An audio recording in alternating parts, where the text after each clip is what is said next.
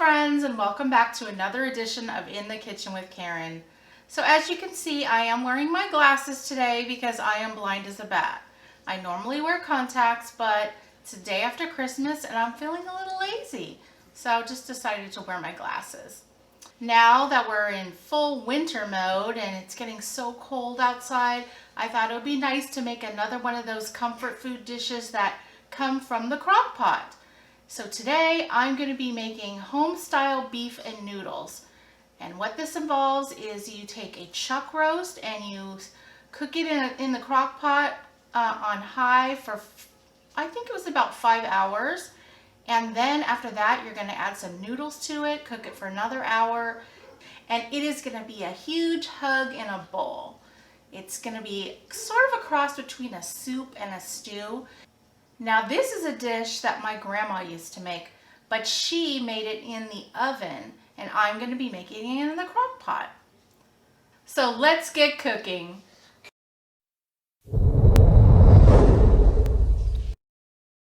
So to get started, we are going to use 3 pounds of boneless chuck roast, and we're just going to place this in our crock pot.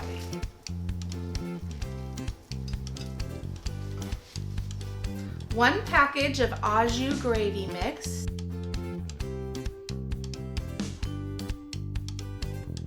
1 envelope of Lipton beefy onion soup mix.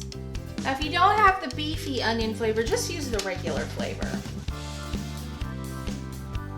And now we're going to use about 2 tablespoons of Worcestershire sauce.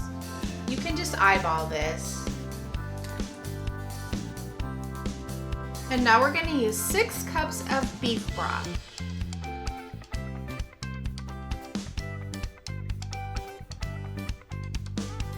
And 2 tablespoons of tomato paste.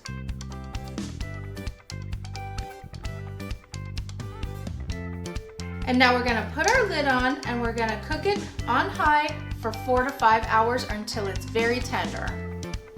So our chuck roast has been cooking on high in our crock pot for 5 hours.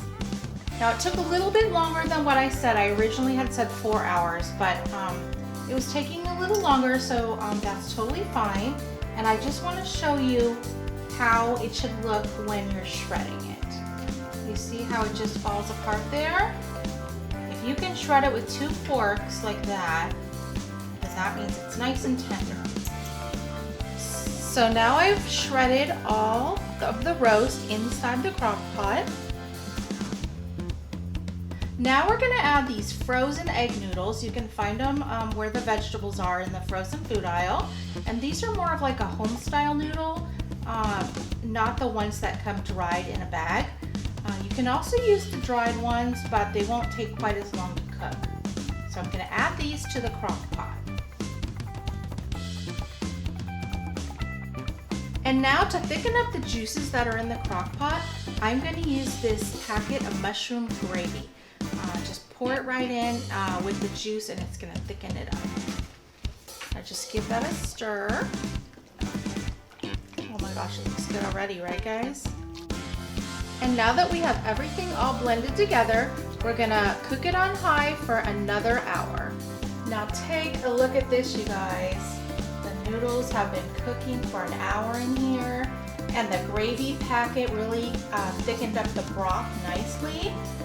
Our noodles are done, but they're still going to have a little bit of chewy bite to them, which is what you want with these Homestyle noodles. So it came out perfect.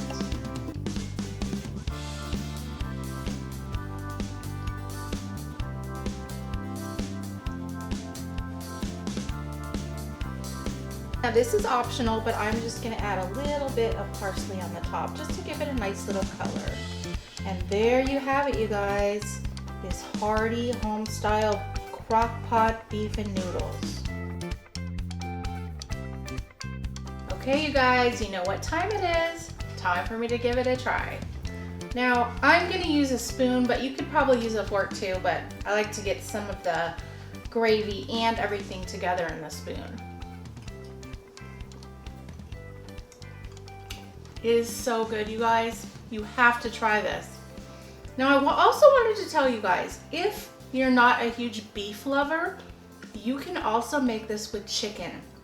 So you would put some boneless chicken in the crock pot along with the chicken broth, and instead of using a brown gravy packet, you would use a chicken gravy packet, and it will come out just as good, and it'll be like a home-style chicken noodles instead of beef and noodles.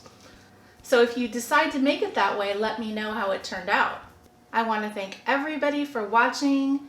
If you haven't subscribed yet, I would really appreciate it. And please hit that like button, share this out with your friends, and we will see you on another episode of In the Kitchen with Karen. Bye, everybody.